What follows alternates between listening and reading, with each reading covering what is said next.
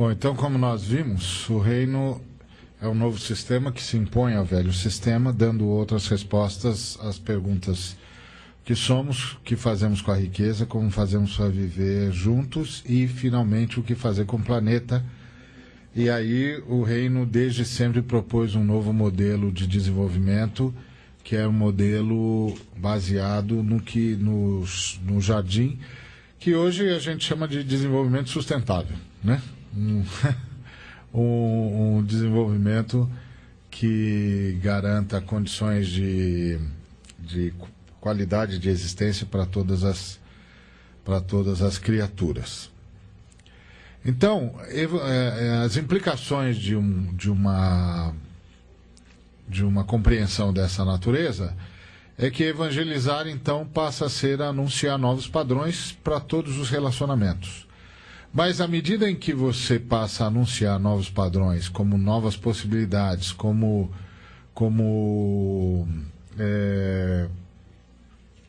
vontade de Deus, evangelizar também passa a ser denunciar os antigos padrões. Quer dizer, dar as boas notícias, comunicar as boas notícias, é denunciar os antigos padrões, é dizer o que está errado. Então, as boas notícias também trazem em si a denúncia. Por quê? Porque, como a gente percebeu na forma plástica do sonho de Nabucodonosor, a pedra que representa o reino, ela primeiro desconstrói e depois constrói. Então ela primeiro denuncia tudo que está na estátua como equivocado, como um erro. E isso obviamente vai levar a um confronto. É um confronto. Então é uma ação de desestabilizar os antigos padrões e de anunciar os novos padrões e trabalhar para implantá-los. Porque se é isso que é para ser, então é isso que é para ser implantado. Então, que é a ideia que passa aqui no Atos 17, 6 e 7, que é a acusação que levantaram contra Jason. Esses homens que têm provocado desordens por toda parte estão agora na nossa cidade e Jasão recebeu-os em sua casa. Todos esses indivíduos desprezam as leis do imperador, pois dizem que há outro rei chamado Jesus. Então, os circunstantes, os contemporâneos dos apóstolos, eles perceberam a implicação do que os apóstolos estavam pregando. A implicação eles estão demolindo o sistema. Eles estão demolindo o sistema que nós sempre entendemos ser o sistema de vida. E aí você percebe por que a igreja primitiva era tão diferente. A igreja primitiva não se via como uma agência anunciadora de uma mensagem. A igreja primitiva se via como um ensaio de uma nova humanidade. Então a mensagem que a igreja anunciava era uma mensagem a partir de ver-se a si mesma como um ensaio de algo novo. E foi assim que a igreja conseguiu abalar as bases do império. Porque você imagina a cena,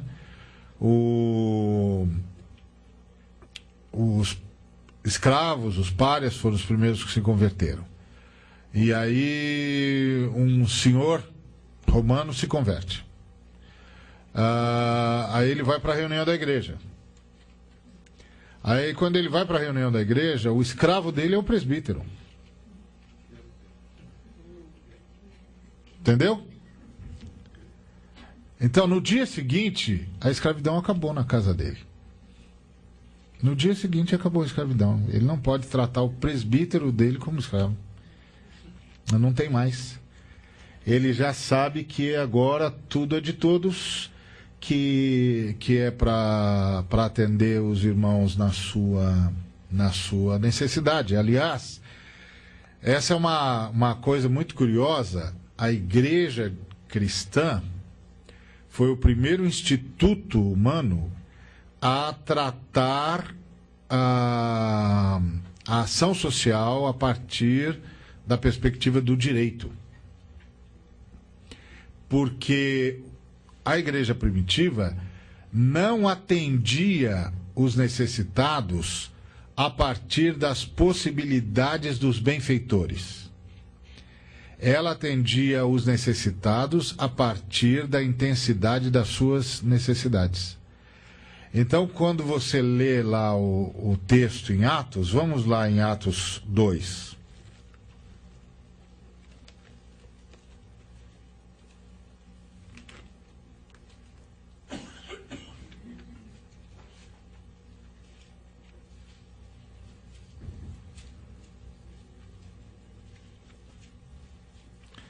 Atos 2.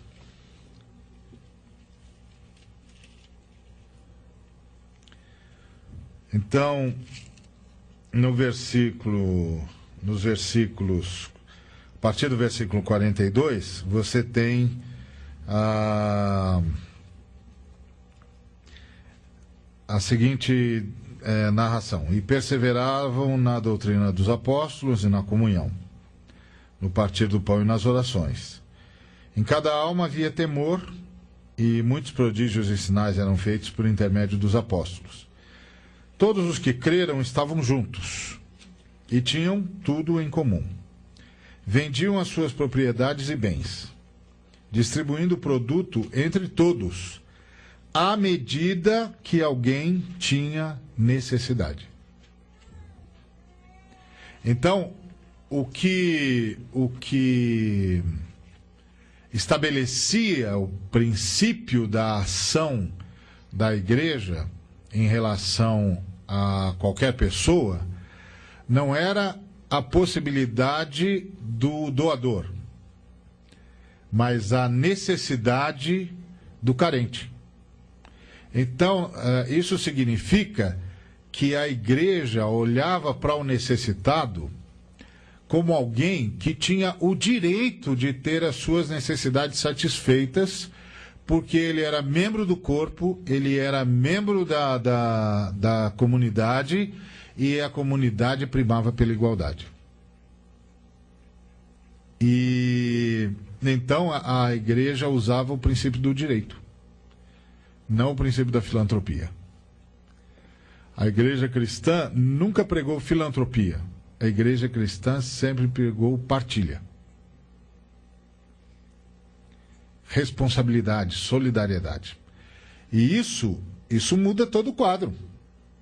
Isso muda todo o quadro. Isso mostra, por exemplo, que antes que a questão do direito viesse à tona, como veio nos séculos 17 e 18, a igreja primitiva já relacionava-se internamente a partir do princípio do direito. O irmão tem o direito. E é claro que a gente sempre vai dizer, não, mas tem esse pessoal que não trabalha, tem esse pessoal isso, tem esse pessoal aquilo e tal. E tem mesmo. Mas nós estamos falando da igreja primitiva, que era uma igreja que tratava o pecado, né? Não estamos falando da igreja de hoje, mas a igreja primitiva, que o sujeito, inclusive, morria porque pecou. Vide Ananias e Safira. Era uma outra igreja, né? Bom, hoje eu não sei se isso não acontece mais, ou se não tem mais apóstolo Pedro para ver isso, mas pode ser que não tenha mais ninguém à estatura do apóstolo Pedro para perceber que o Espírito Santo levou alguém mais cedo, porque o sujeito abusou da liberdade no trato com o Espírito Santo. Não sei explicar o fenômeno. E nem sei se o fenômeno continua ocorrendo, mas na igreja primitiva ocorreu. Pelo menos uma vez. E o apóstolo Paulo, quando falou da ceia, falou por isso que aos que dormem e tal, então supõe-se que outras vezes ocorreu situação em que alguém que não entendeu o significado de estar na presença de Deus foi levado antes da hora, né? Mas era uma outra igreja. De qualquer maneira, a ênfase é que eles lidavam com o princípio do direito. A necessidade do irmão é que determina a intensidade e a dimensão da ação da igreja, e não a possibilidade da igreja. A outra coisa que a gente precisa lembrar é que a igreja levava tão a sério essa questão do direito, do socorro, da responsabilidade social, que só existem diáconos por causa disso. Os diáconos foram eleitos para que não houvesse injustiça social na igreja. Então, o papel dos diáconos era vigiar para que nenhuma família da comunidade ficasse sob qualquer tipo de necessidade. E também fica claro que aqui nesse texto que havia na igreja primitiva uma consciência de que todos trabalhavam por todos. Todos trabalhavam por todos. E que os dons eram exercidos nessa base. A melhor ilustração que eu vi de algo dessa perspectiva que aparece aqui no texto é um filme que eu assisti há muito tempo atrás. Eu nem sei o nome, mas era um filme de 3 pessoas que vieram, 3 soldados que lutaram no Vietnã, que sofreram ferimentos mortais, fatais, letais, tinham de ter morrido e não morreram. E porque todos os 3 receberam tiros na cabeça e tinham de ter morrido e por alguma razão não morreram. Então o alto comando do Exército destaca um pesquisador para entender o que está acontecendo com esses 3, que eles não morreram. O que houve? E aí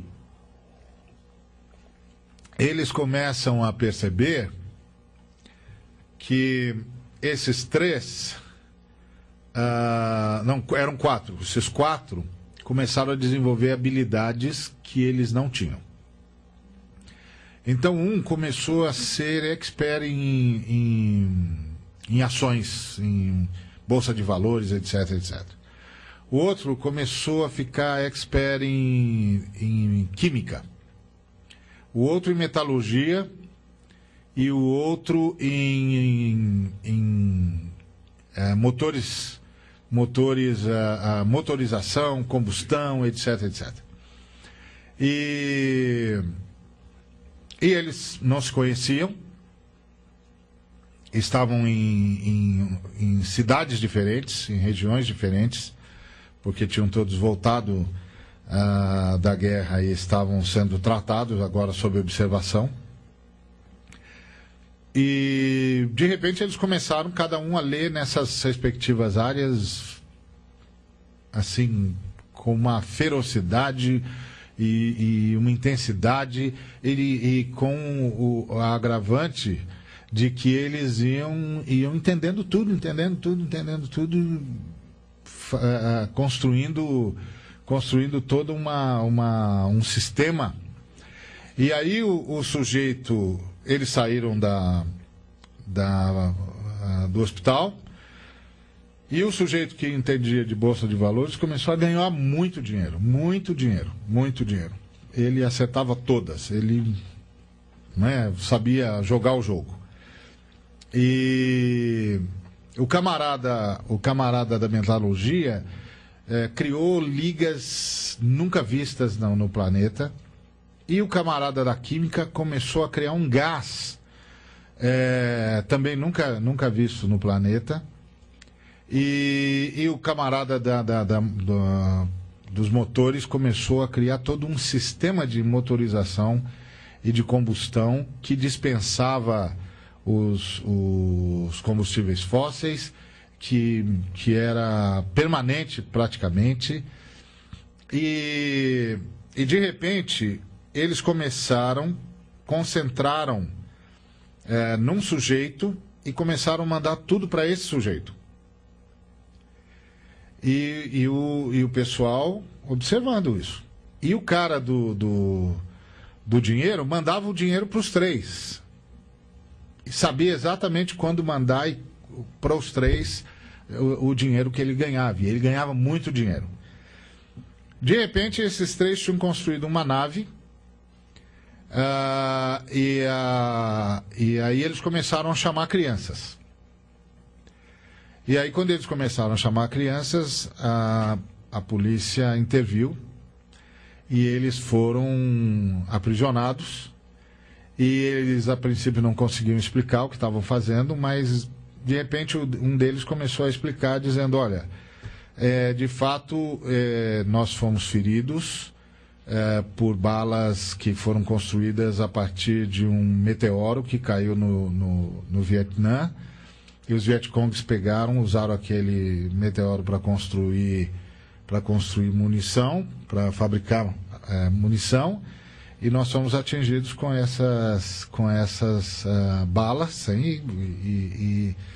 e aí nós descobrimos que tínhamos habilidades e uma missão, porque um planeta está morrendo e eles querem passar toda a sabedoria deles, todo o know-how deles para uma geração, e eles não têm mais ninguém para substituí-los, e eles perceberam que aqui na Terra nós tínhamos condições de sobreviver no planeta deles, e então nós estamos chamando as crianças vão para o planeta e elas serão o futuro desse planeta. E aí eles descobriram que eles tinham chamado crianças que iriam morrer aqui no planeta em 5, 10, 15, 20 dias. Mas que em contato com o gás que o camarada tinha desenvolvido, elas eram curadas das suas enfermidades, mas elas tinham de ir para esse planeta, porque aquele gás era a réplica da atmosfera do planeta. E aí eles juntaram a nave finalmente, sob a compreensão do comando geral lá, pôde ir embora com aquelas crianças, porque eles entenderam que aquelas crianças iriam sobreviver, iam fazer um bem para aquela civilização e depois poderiam ter contato com o planeta. Bom, o filme é esse, é de ficção científica, muito interessante. Mas o que ele é? Ele é uma ilustração do que a gente encontra na Bíblia. É porque a ideia de dons e ministérios na Bíblia é exatamente esse. De todos trabalhando por todos para construir a casa de Deus. Então, eu estou usando os dons que recebi, outros estão sustentando isso, outros estão fazendo outras coisas que eu não sei fazer, e nós estamos todos construindo uma coisa só. E a relação entre nós é uma relação de que somos todos trabalhando por uma mesma causa, por um mesmo objetivo, e trabalhando todos para todos. De modo que a gente está criando uma outra atmosfera, uma outra realidade, um outro planeta, uma outra humanidade. E ao mesmo tempo chamando toda a humanidade para dentro disso e invadindo a humanidade com tudo isso. Essa é a visão que a igreja primitiva tinha do seu papel na história. A igreja primitiva nunca trabalhou com a sensação de que era uma agência para anunciar uma mensagem religiosa. a igreja primitiva sempre trabalhou com a consciência de que era a retomada da humanidade, a construção de uma nova humanidade, que ao mesmo tempo produzia um exemplo para a humanidade que não chegou, chamando a humanidade que não chegou e invadindo os lugares onde a humanidade está, que não chegou, está, para minorar o sofrimento da humanidade. Essa é a visão bíblica da igreja. Nunca nas Escrituras houve qualquer possibilidade da igreja ser o que ela é hoje. Esse amontoado de divisão, essa briga intestina, essa luta por saber quem é que é dono da verdade, e essa coisa em que a adoração é escapista e é uma coisa ritualística que não precisa mexer necessariamente com a vida. A igreja sempre foi uma retomada da humanidade. Então, a igreja era para ser o modelo do que a humanidade deve ser e o agente do reino para abençoar a humanidade que ainda não é. Seja pelo anúncio da possibilidade de ser, seja pelo minoramento do sofrimento pelas boas obras.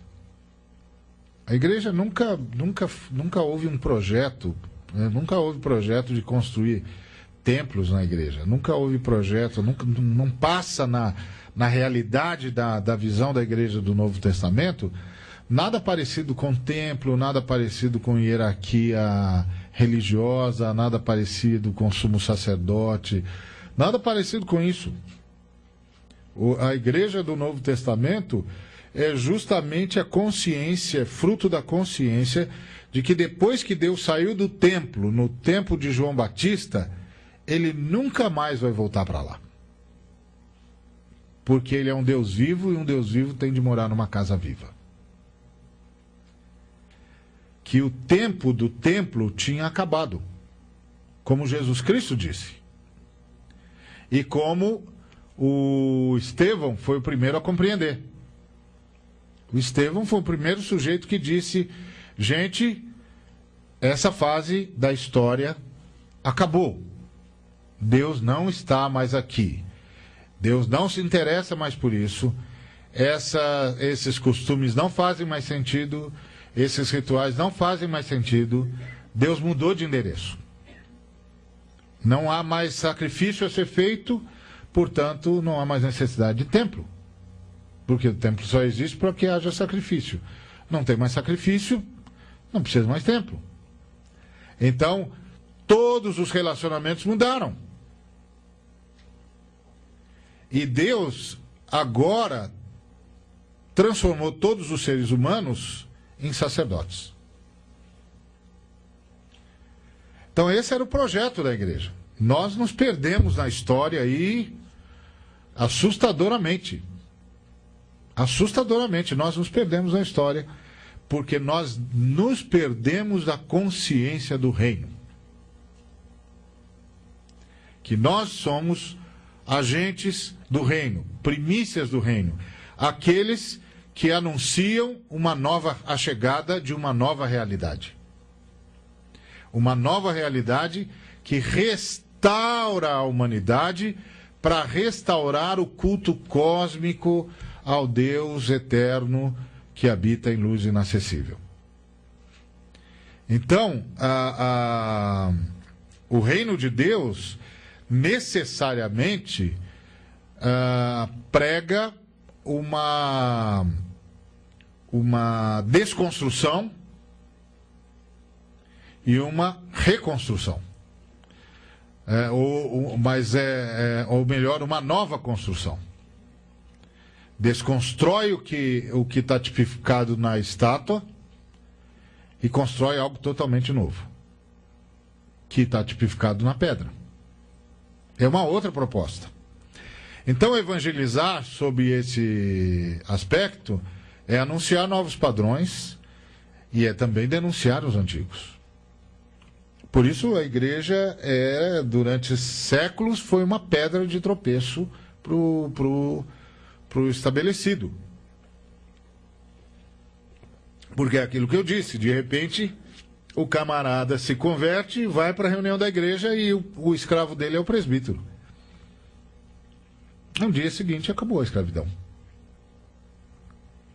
No dia seguinte a casa é de todo mundo que está lá. Porque ele não é o presbítero, é o irmão. Acabou. Agora, você imagina que esse camarada é um camarada da nobreza romana, e aí chega um nobre romano para visitá-lo e começa a perceber que os que deveriam ser seus escravos transitam na casa com uma liberdade, com uma leveza que não dá para explicar. Aí ele começa a perguntar para o nobre: escuta, o que está vendo aqui? Vocês estão se tratando como iguais? E o nobre diz: mas nós somos iguais. Nós somos filhos de Deus. Nós somos irmãos. Então, que loucura é essa?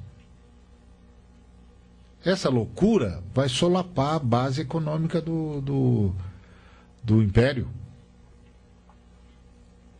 E é o que os camaradas do Jason, que prenderam o Jason, disseram. Eles desprezam as leis do imperador. Essa é uma afirmação muito forte. Esse povo despreza tudo isso. Não é que eles não participam. Não é que eles ficam de longe. Eles desprezam. Eles não conferem nenhum valor para nada disso. Eles não querem nem saber. Eles vivem como se isso não existisse. Eles dizem que há um outro rei. E isso, num império monolítico, forte,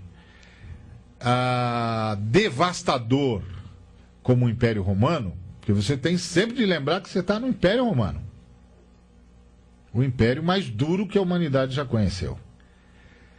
No Império monolítico, devastador, você começar a dizer que tem um povo que segue outro rei e que despreza o império, despreza as leis do império, despreza todo o tipo de relacionamento que há no império, isso é absolutamente revolucionário.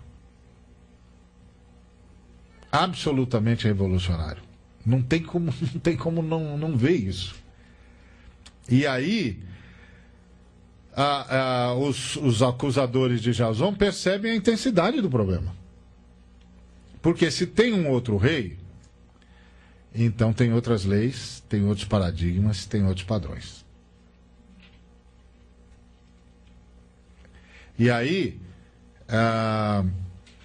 a gente nem sempre se dá conta, ou talvez se dê, depois vai esquecendo, sei lá, que quando a gente é salvo, a gente muda de sistema.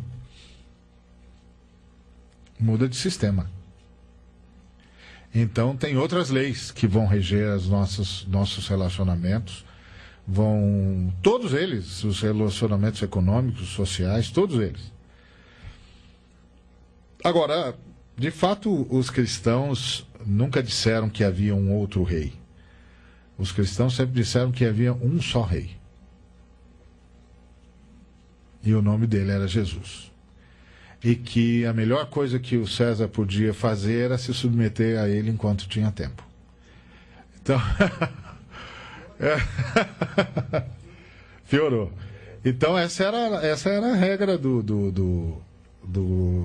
da igreja, essa era a visão da igreja. A igreja como agente do reino de Deus, tem um novo reino, tem um novo rei, e ele está desconstruindo o anterior para construir algo totalmente novo. Então, o reino de Deus exige uma mudança de si mesmo e do mundo. Aí você entende a grita de Jesus: arrependei-vos. Então, arrependimento é muito, muito mais profundo do que nós o tratamos hoje. Porque nós lidamos com as culpas pessoais. Mas Jesus Cristo não veio nos salvar das culpas pessoais. Jesus Cristo veio nos salvar daquilo que nós somos e não daquilo que nós fizemos. Porque a lógica da fé cristã é que nós fizemos porque o éramos. Então nós temos de nos arrepender do que somos, porque é o que somos que nos leva a fazer o que fazemos. Porque a visão cristã não é que é laranjeira porque dá laranja. É dá laranja porque é laranjeira. Tá certo? Então é assim, eu fiz porque é o que eu sou. Por isso que arrependimento é diferente de remorso, né? Remorso é quando o cara diz assim: eu não sei como é que eu fiz isso. Então você está se preservando. Está dizendo: eu não sei como eu, esse sujeito maravilhoso, extraordinário que eu sou, pude dar uma vacilada dessa, você me perdoa. Isso não é arrependimento cristão. O arrependimento cristão diz: não, eu sei porque eu fiz porque eu sou esse traste mesmo, e por isso me perdoa, porque não tem outro jeito, ou você me perdoa ou me perdoa, porque é o que eu sou, eu estou arrependido do que eu sou. Então, e eu estou arrependido de tudo que foi construído a partir do que nós nos tornamos. E aí é que está a questão. Isso muda tudo. Isso muda tudo. É a grita da criação. Olha o que vocês fizeram conosco. Olha o que vocês fizeram conosco. E o Espírito Santo, quando nos invade e associa-se conosco, a primeira coisa que ele faz é nos fazer sensíveis ao grito da criação. É nos fazer um com a criação. É fazer-nos perceber a corrupção que nós trouxemos para nós mesmos, e que essa corrupção é a mesma que nós levamos para a criação, e que agora a gente tem de fazer alguma coisa. Tem de fazer alguma coisa. E aí, claro, o que fazer tem muita coisa. Desde começar a usar melhor a água até se envolver na transformação do projeto de desenvolvimento da humanidade. Não é? Aí, o leque é do tamanho da necessidade, né? É um enorme. Esse negócio é enorme. Mas tem de ter um povo que está sensibilizado. E é interessante perceber isso. O Espírito Santo tem esse ministério de nos fazer solidário com a criação. Que é o ministério do Espírito Santo, para o qual nem sempre prestamos atenção. Então aí, o arrependei-vos porque está próximo o reino dos céus, muda de conotação, muda. Ganha uma profundidade que a gente não dava antes, porque a gente ficava trabalhando com a questão da culpa. E a questão da culpa é uma questão psicanalítica, não é uma questão cristã. A questão cristã é a questão da queda. A queda. Então, quando eu me arrependo dessa tragédia e do que essa tragédia fez e faz em mim, e do quanto eu tenho colaborado com essa tragédia, e eu não quero mais colaborar. É muito mais curador a perspectiva da fé cristã. Nós é que transformamos a perspectiva da fé cristã numa perspectiva dessas coisas de pecado moral. Nós cristãos lidamos com elementos muito mais profundos do que esse. Não é que os cristãos não zelam pela moral e pela ética, não é isso. É que nós lidamos com questão de fundo, que é a questão da essência, da natureza.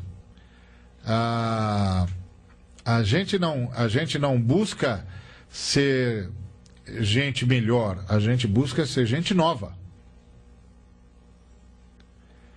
O chamado não é para ser melhor, é para nascer de novo.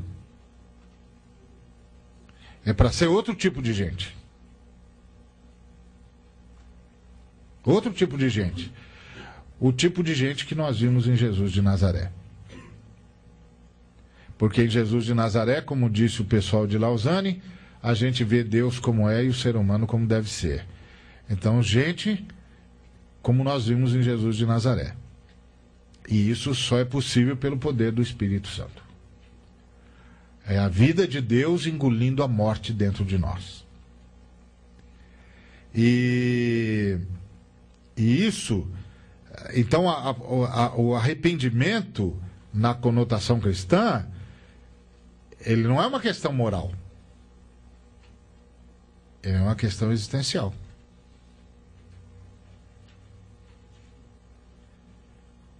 Esse jeito, eu me arrependo de ser gente desse jeito.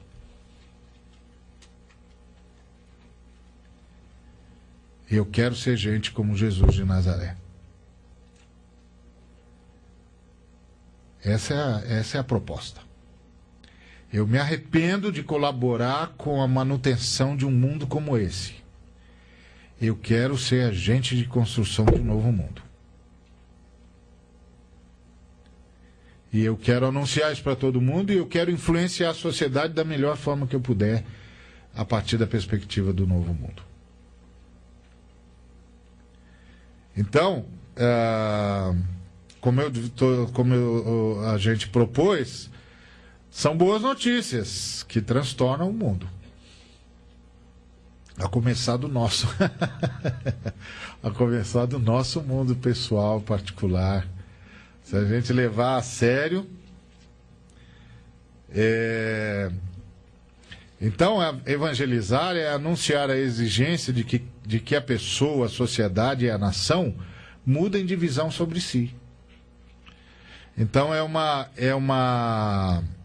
uma dimensão de consciência.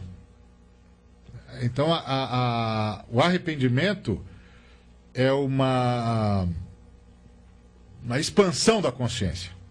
Expanda a sua consciência, perceba. Perceba, você é gente do jeito errado de ser gente. Essa nação é nação do jeito errado de ser nação. Essa sociedade é sociedade do jeito errado de ser sociedade. E o paradigma é aquele que Deus dá. E o paradigma de Deus não consegue conviver com esse que nós usamos. Nós precisamos romper com esse. Então isso muda tudo. Isso muda tudo. Agora, evangelizar é também trabalhar para que todos e tudo mude. Que é a dimensão que está no Mateus 5,16. Se você for para Mateus capítulo 5, versículo 16...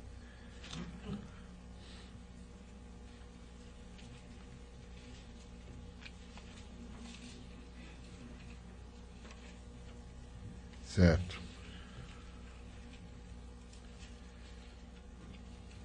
Nós vamos antecipar o coffee break para que hora? De 15h45 para quanto? 15h30? Tá. Então, se você vai lá em Mateus capítulo 5,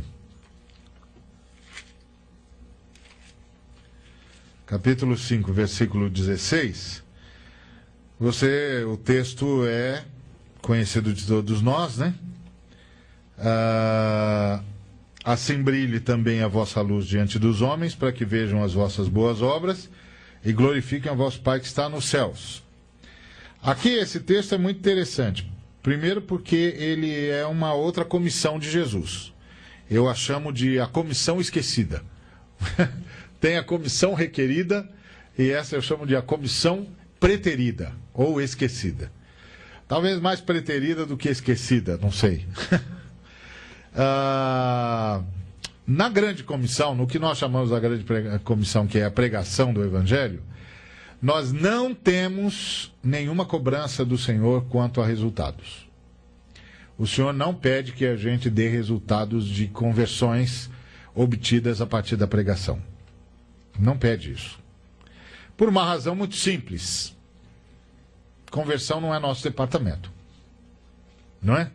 Conversão é o departamento do Espírito Santo. Então, eu me lembro de um garoto que ia ser ordenado depois que fundasse 500 células, com 3 pessoas cada uma, aí mais ou menos 1.500 pessoas.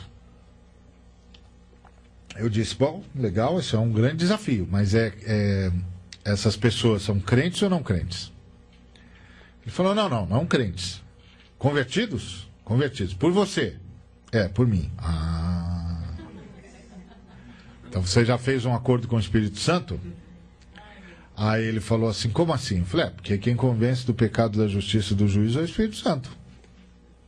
Você vai ter de fazer um acordo com ele. Dizer, Senhor, o Senhor tem de me usar para ganhar 1.500 pessoas, senão eu não vou ser ordenado. Aí ele disse, puxa, não tinha pensado nisso. Eu falei, mas eu estou aqui para isso, para ajudar você a pensar. Esse é o meu papel. Fui chamado para isso. Então pensa bem no que você está falando. Aí ele disse, não, mas não tem outro jeito? Eu falei, tem. Diminui a intensidade da mensagem, liquefaz o Evangelho, usa técnicas de autoajuda e promete que você não vai cumprir. Você vai encher de gente. Aí você não vai converter ninguém.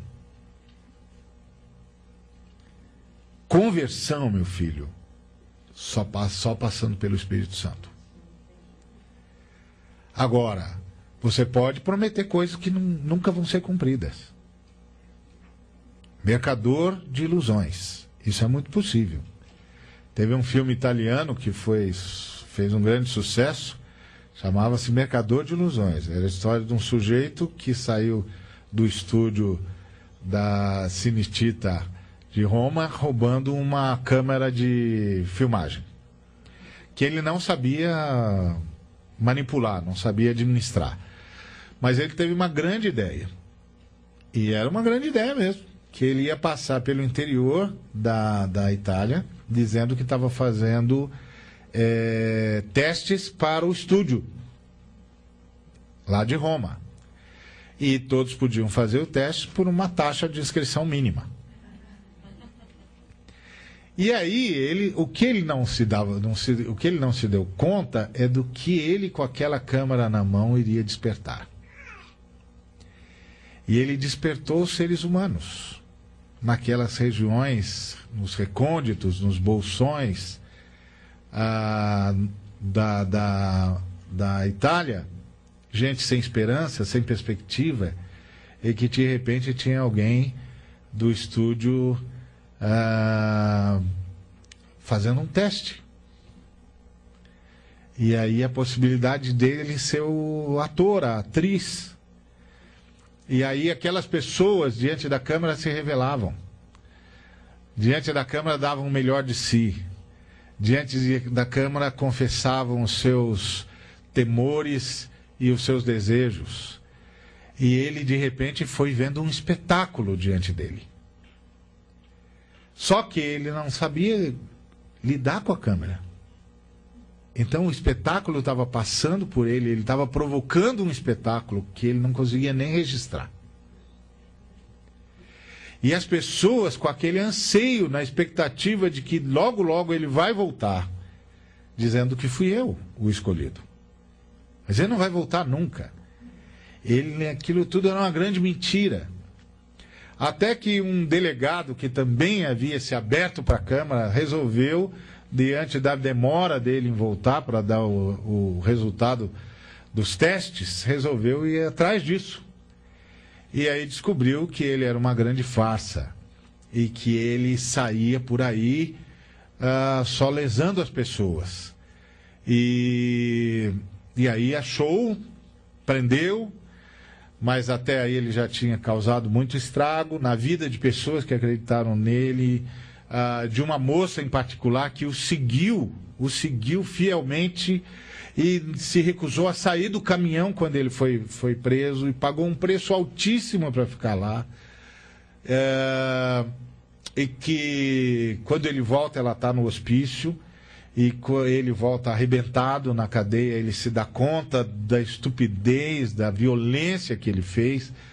E ele vai até o hospício onde ela está internada, pedir-lhe perdão e contar a verdade. E aí ela se recusa a acreditar na verdade, porque agora a ilusão era a única coisa que a mantinha viva. E eu não pude deixar de comparar aquele filme com um bocado de coisa que eu vejo na igreja moderna. Eu entrei em crise. Quando eu terminei de assistir aquele filme, eu entrei em crise. Eu fui para o meu quarto e eu chorei desesperadamente. Eu disse a Deus, o senhor precisa fazer alguma coisa, porque a igreja está se tornando num mercador de ilusões.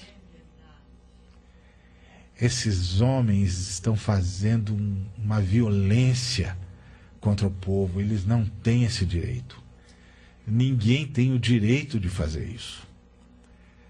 Então eu disse para aquele menino, eu falei, não caia na tentação de ser um mercador de ilusões. Não diga o que Deus não disse, não prometa o que Deus não prometeu. Não fale o que Deus não falou. Você não tem esse direito. Ninguém tem o direito, porque essas pessoas, elas vêm da miséria, da opressão maligna, da opressão econômica, da opressão política, e elas vêm de coração aberto para ouvir essa palavra que você está dizendo, essa palavra de esperança, essa palavra de que eles vão sair daquilo, de que vai acabar aquilo tudo. E você está mentindo. Deus nunca prometeu isso. Então você não pode dizer, você só pode falar da cruz. Só pode falar do que o Espírito de Deus disse que faria.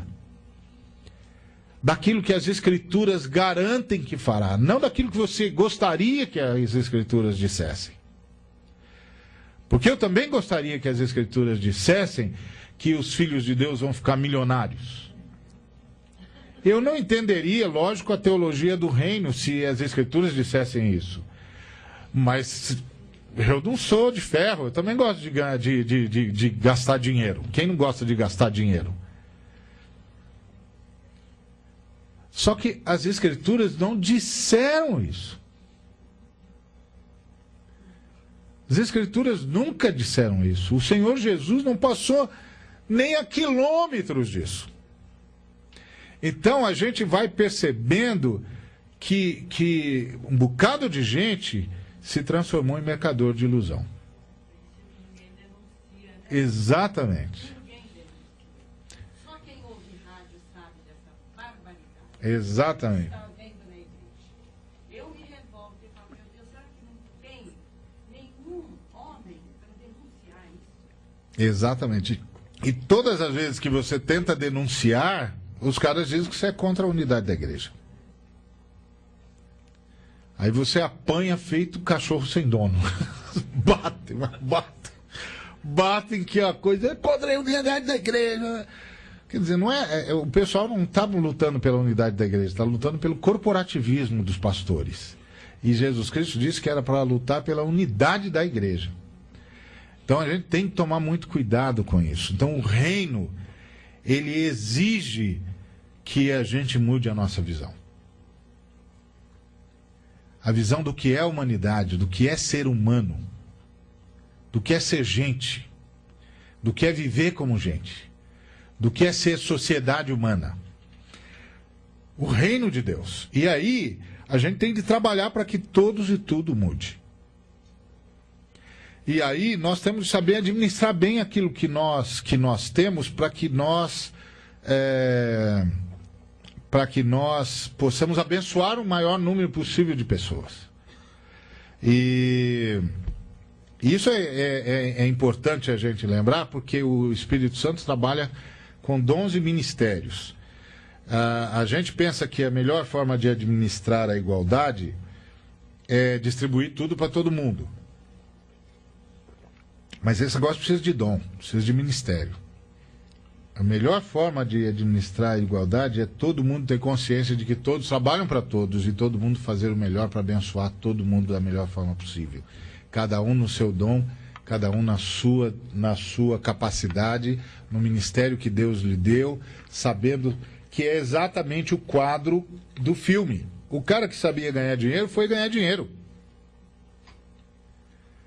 O cara que sabia química foi criar atmosfera.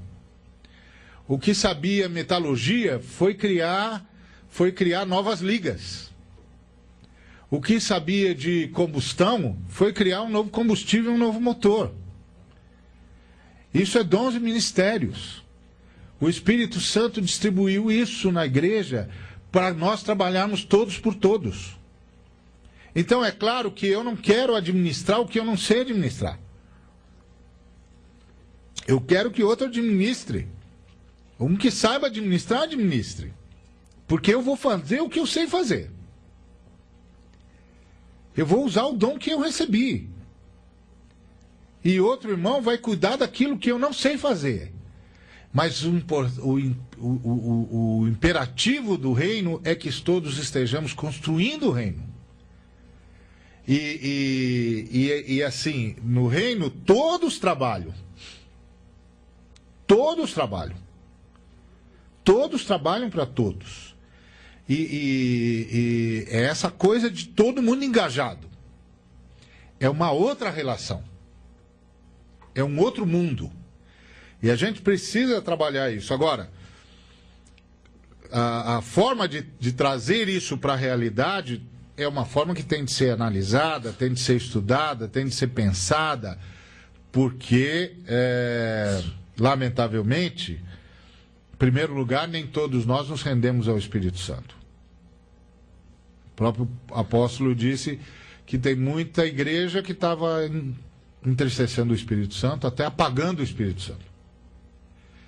Então, enfim, nós continuamos a ser o nosso grande problema. Não é? Continuamos a ser o nosso grande problema.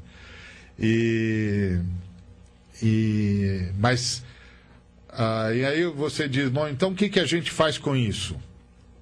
Se deixa incomodar. Porque desses incômodos do Espírito Santo que surgem os grandes recomeços da igreja. São esses incômodos do Espírito Santo que nos fazem ajoelhar. São esses incômodos do Espírito Santo que nos fazem pedir inspiração. São esses incômodos do Espírito Santo que nos fazem pedir iluminação. São esses incômodos do Espírito Santo que nos fazem dizer a Deus, eu não sei o que fazer, mas eis-me aqui. E aí o Espírito de Deus começa a criar uma dinâmica nova. Não é? Porque aí você vai ouvindo uma coisa dessa e diz assim, não, mas então a gente sai intempestivamente. Fica tranquilo, Deus é sábio. E conhece o eleitorado dele. Fica tranquilo. Deus é sábio e conhece o eleitorado dele. Então, o que ele está esperando, que Deus sempre está esperando, é rendição. É busca. É que o incômodo nos faça ajoelhar. Para que a graça nos diga como ficar de pé. Mas o problema é que a gente não ajoelha. E aí a graça não tem matéria-prima para trabalhar. Então, evangelizar é se envolver. E aí, claro, nós temos uma série de projetos que a gente pode se envolver para mudar isso no mundo. Para pelo menos, tomar as posições certas no mundo. Pelo menos. Não se deixar cair, por exemplo, na sede de vingança. Porque às vezes acontecem tragédias e todo mundo é movido por uma sede de vingança. Mas a vingança não é de Deus. A vingança não é de Deus. Isso não vai levar a lugar nenhum. A única coisa que salva o equilíbrio, que traz equilíbrio, é justiça. Não é vingança. Então, é de Deus. Isso deixa ele com ele sabe o que faz. Não é? Então não se mete no departamento de Deus. Porque a gente se mete no departamento de Deus, aí pronto. Esse departamento é dele, ele administra. Então, o reino de Deus, a outra implicação é que o reino de Deus, a outra questão é que o reino de Deus vem para destruir as obras do diabo. Jesus Cristo disse: se porém eu expulso demônios pelo Espírito de Deus, então certamente é chegado o reino de Deus sobre vós. Bom, essa questão de destruir as obras do diabo, claro que passa pelas questões espirituais que nós já conhecemos, mas passa por todas as marcas da malignidade que há no planeta, que há na sociedade. Então, nós temos de nos levantar contra tudo que é maligno. Nós temos de denunciar tudo que é maligno. Tá certo? Eu me lembro que uma vez, há muito tempo, o prefeito da cidade resolveu terminar, e terminou mesmo, com a CMTC, que era a empresa de ônibus, Companhia Metropolitana de Transporte Público. E aí o pessoal fez uma entrevista e a grande tese do prefeito é que ele ia liquidar a CMTC e terceirizar porque ela não dava lucro. E toda empresa precisa ter lucro. Aí eu me lembro que eu fui entrevistado e aí ele disse: então, pastor, o que o senhor acha disso? Eu falei: eu acho que o trabalhador paga imposto não para a empresa pública ter lucro, mas para viajar sentado. O objetivo dessa organização, dessa empresa é outro. O objetivo dessa empresa é permitir que o trabalhador viaje sentado. Então, tem alguma coisa errada na concepção do prefeito. O prefeito não precisa fazer a empresa dar lucro no sentido dele, porque nós estamos sustentando a empresa com nossos impostos. Nós estamos dando dinheiro para ele a rodo. São milhões de reais que nós damos para ele todo mês. Todo ano. Milhões. Só para a gente andar sentado. Será que é pedir muito?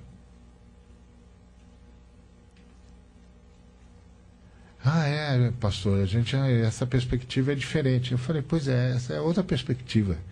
Eu queria que vocês registrassem aí que tem uma outra perspectiva. Tem uma outra perspectiva. O povo só quer andar sentado. E por isso nós sustentamos isso. Por isso nós dissemos: não, vamos criar uma empresa pública. Esse é o ponto. Com que paradigma que ele está trabalhando isso? Ele está trabalhando isso com o paradigma do interesse do trabalhador ou o interesse de quem? E ele quer que essa empresa dê lucro para o quê? Isso é igual a história do camarada que chega para o moço que pesca atum e traz um atum ou dois só e vende, e depois passa a tarde toda na praia com os amigos. E aí o camarada falou assim: rapaz, você devia, em vez de ir pescar 2 atuns e voltar, você devia ir trabalhar para pescar 10, 12. Depois você volta. Aí se você vai vender e você vai poder comprar outro barco. E aí você tem 2 barcos pescando 12 atuns por dia. E aí você compra um terceiro, um quarto, um quinto. E aí você vai ter uma indústria de pesca pescando centenas de atum por dia. E ele disse: bom, e depois? Depois, quando você tiver isso, você vai poder passar as tardes com seus amigos jogando conversa fora na praia. Ele falou: mas moço, isso eu já faço com 2 atuns. Então,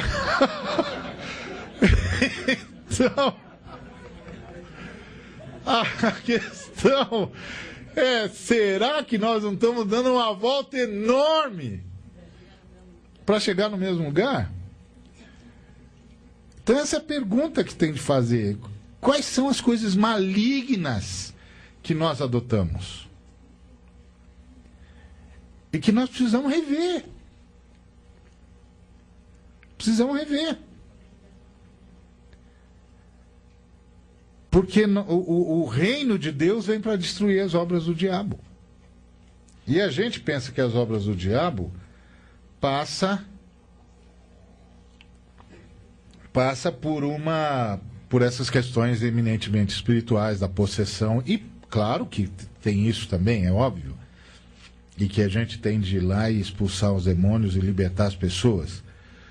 Mas a obra do diabo passa por um pastor que tem 60 carros importados como coleção. Isso é obra do diabo. Certo? Um camarada diz assim: eu faço coleção de carros importados. Ah, interessante. Miniaturas, está falando? Não, eu tenho uma Ferrari, tenho 60 carros. O que é isso? Isso é uma obra do diabo. Exatamente, isso é uma obra do diabo. Está cheio de obras do diabo assim. Não é? Está cheio de obras do diabo assim. Eu vim do Rio de Janeiro ontem de manhã e estava conversando com um amigo que estava escandalizado porque o irmão dele é corretor de imóveis e vendeu para um pastor lá da cidade uma casa de 2.100.000 e o pastor pagou à vista. Isso é uma obra do diabo. Tá vendo isso? E a escritura é 10%. Então isso é uma obra do diabo. Tá cheio de obras do diabo assim.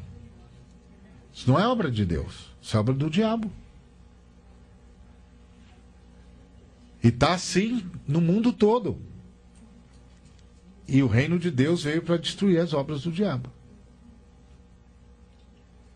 O problema é quais são as obras do diabo.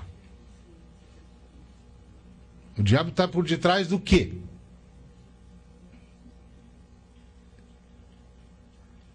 Percebe? Então, evangelizar é anunciar a libertação que Cristo opera. Zaqueu poderia dar um testemunho sobre a libertação que Cristo opera. Mas nós chamamos o testemunho do cego de nascença, mas nem sempre chamamos o testemunho de Zaqueu. Mas a gente devia chamar também: irmão Zaqueu, conta aí o seu testemunho de libertação. Como o Senhor te libertou das obras do diabo? Ele vai contar uma outra história. Que no final das contas é a mesma coisa. Eu era cego e agora vejo.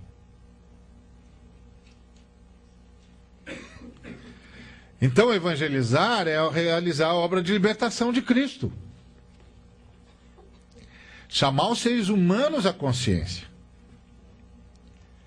Não pense que eu estou dizendo aqui que crente não deve viver com dignidade e viver bem. Não é disso que eu estou falando. Eu estou falando das obras do diabo. Daquilo que todos nós sabemos. Isso é obra do diabo. O Ed René foi visitar um moço que tem uma casa cujo valor eu não consigo dimensionar. E o filho dele se converteu e pediu para o Ed e conversar com esse moço. E ele entrou, pisou em tapetes que ele nunca imaginou que existisse, viu luxo que ele não imaginou que houvesse em qualquer região do planeta, entrou numa sala cinematográfica do sujeito, e aí ele disse: bom, o seu filho me disse que o senhor queria falar comigo. E aí o rapaz disse para ele, o senhor disse para ele: olha, você está diante do ser humano mais vil que você jamais conheceu. De um ser humano que desprezou todas as leis de Deus, que pisou em todos os homens, que destruiu todas as pessoas que passaram pela vida dele. E eu quero saber se tem alguma saída para mim. Então, você percebe, tudo aquilo lá é obra do diabo. É obra do diabo. Tem muita obra do diabo na terra, meus irmãos. Tem muita obra do diabo na terra. Evangelizar é denunciar toda a opressão maligna em todas as esferas. Então, quando perceber que alguma coisa está saindo da esfera do bem... Porque essa é a beleza do reino. O reino presta fidelidade a Deus. A ninguém mais, a nada mais. O reino presta fidelidade a Deus. Só. Então, as pessoas, inclusive, precisam saber disso. Que o reino só presta fidelidade a Deus. Eu me lembro que lá no conselho uma vez aconteceu uma coisa interessante, que uma verba foi votada por uma pessoa que não deveria recebê-la porque não cumpria as regras legais para receber a verba. E a pessoa não só conseguiu a verba, como ela quis que o Conselho de Segurança aprovasse a verba. Embora o Conselho não é deliberativo, mas para poder dizer, não, o Conselho de Segurança Alimentar também aprovou isso aqui. E aí eu não estava lá, um dia que eu estava ausente, e passou. Aí uma senhora chegou para o presidente do Conselho e disse: que pena que o Ariovaldo não estava aqui. Aí ele disse: graças a Deus que ele não estava aqui. Aí ela disse: por quê? Porque se ele estivesse aqui, ele não deixava isso passar nunca. Ele ia fazer uma balbúrdia aqui. A última vez que nós tentamos fazer passar um negócio desse, ele virou todo mundo contra mim. Graças a Deus que ele não está aqui. Porque se ele estivesse aqui, ele virava a mesa. Porque ele sabe que, como agente do reino de Deus, tem uma fidelidade primeira. É o reino de Deus, é o Deus do reino. Você saiu daqui, companheiro, você vai sentir o látego do Shimon, como dizia Castro Alves. Isso vai dardejar aqui. Isso vai dardejar, isso vai ficar feio aqui. Você não pode. Não pode. Isso não pode, isso é pecado. Isso é contra Deus. Então, a ideia de que a gente tem de denunciar a opressão maligna em todas as esferas. E às vezes a opressão maligna está escondida em lugares insuspeitos. E evangelizar, então, é lutar contra toda manifestação maligna na sociedade.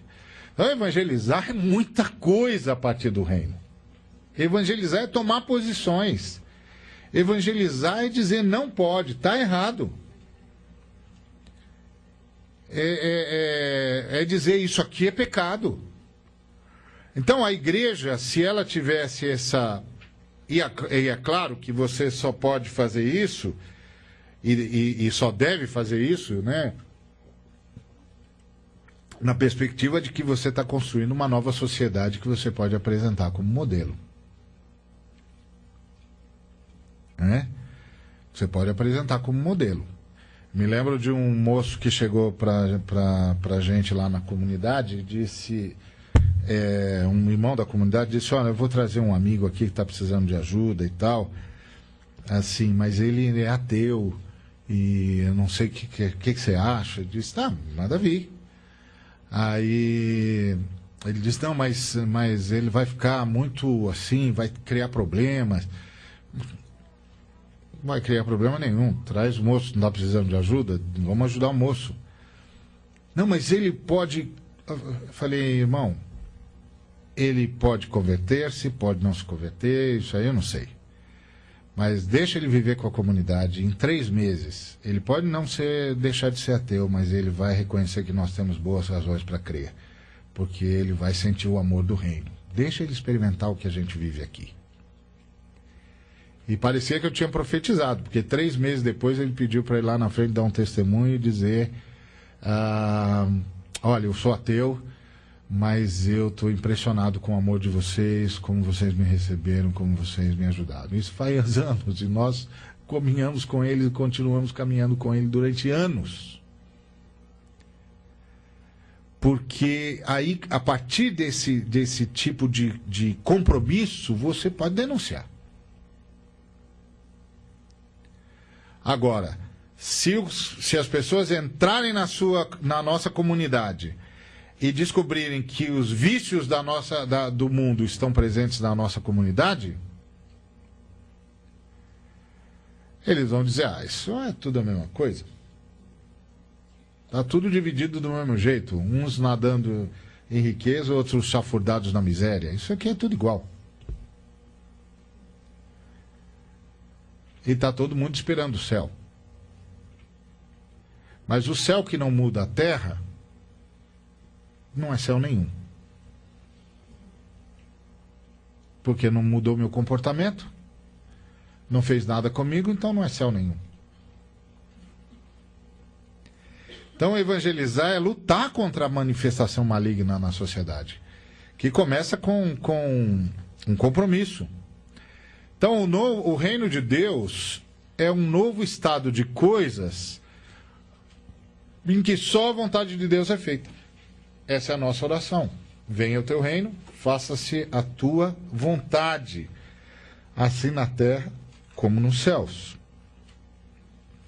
E isso é uma dimensão marcante, porque essa é a dimensão que santifica o nome de Deus. Se a gente for lá ver o Mateus 6, a partir do versículo 9, nós temos o texto clássico, o texto do Pai Nosso. Portanto, vós orareis assim: Pai nosso, que estás nos céus, santificado seja o teu nome, venha o teu reino, faça-se a tua vontade, assim na terra como no céu. O pão nosso de cada dia dá-nos hoje, perdoa-nos as nossas dívidas, assim como nós temos perdoado aos nossos devedores. Não nos deixes cair em tentação, mas livra-nos do mal, pois teu é o reino, o poder e a glória para sempre. Amém.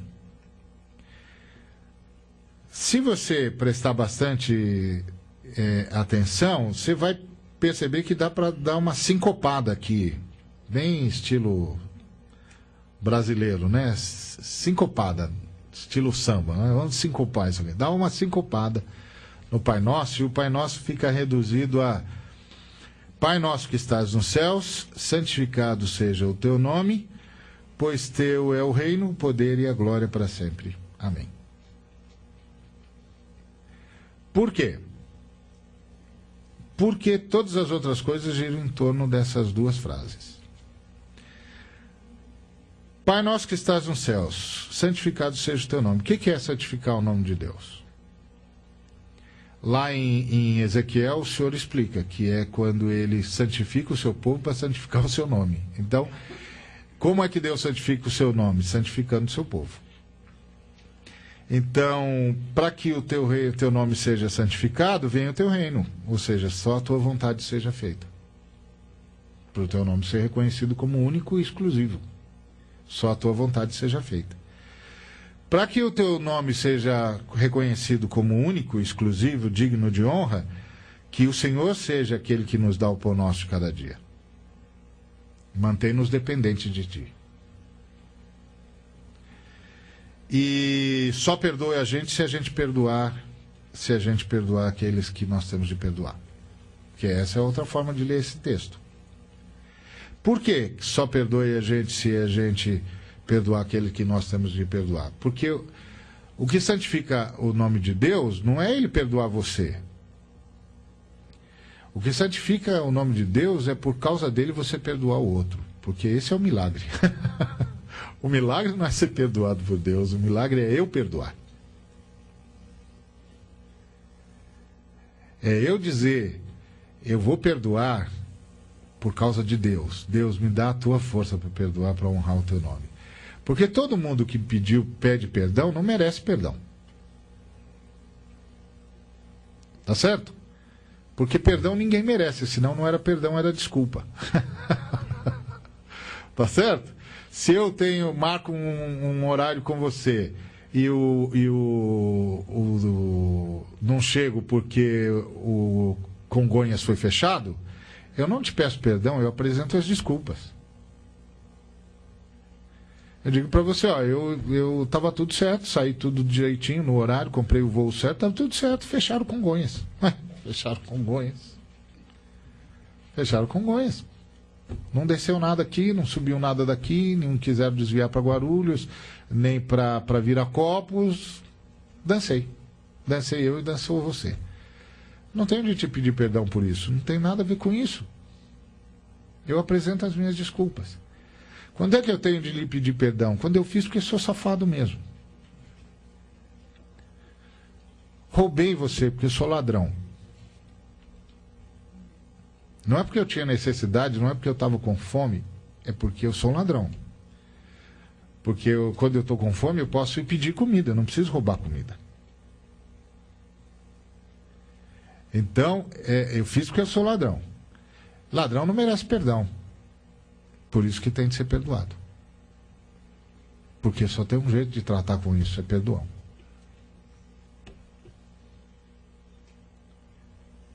A gente perdoa o sujeito porque ele é pecador. A gente não perdoa o sujeito porque, não, ele não teve a intenção, você sabe, ele é gente boa. Gente boa coisa nenhuma, meu filho. Gente boa é aquele moço que subiu a cruz. Ele é gente boa.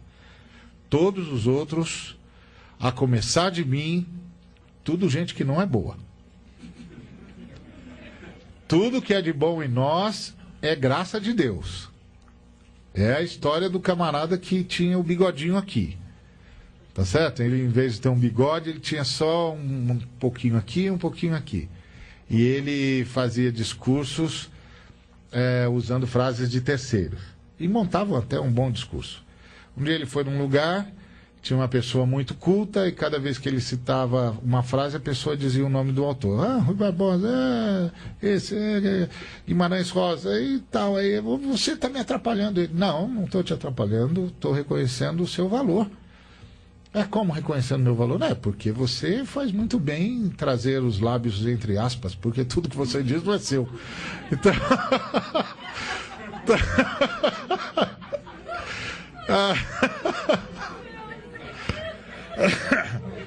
Então, nós trazemos os lábios entre aspas, porque tudo de bom que sai da gente não é nosso, é de Deus. O que sai de mal de mim é esse, sou eu mesmo. Você se encontrou comigo finalmente. E aí eu tenho de pedir perdão, porque isso é o que eu sou. E não tem outro jeito de tratar isso a não ser me perdoa, me perdoa, me perdoa.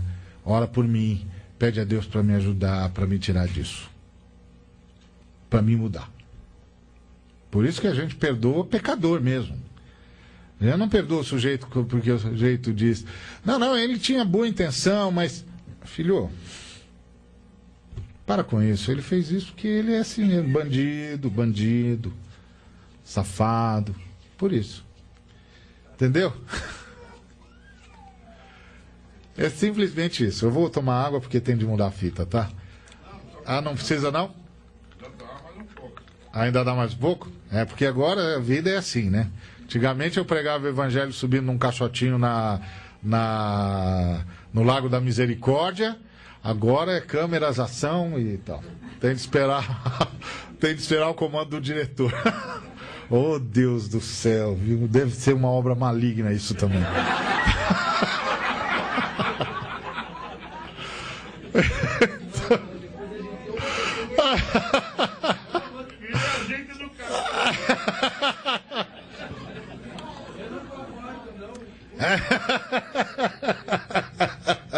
Não, Carlão, brincadeira. Então, o reino de Deus é esse novo estado de coisas. Bom, vamos para o intervalo, depois eu termino o Pai Nosso aqui.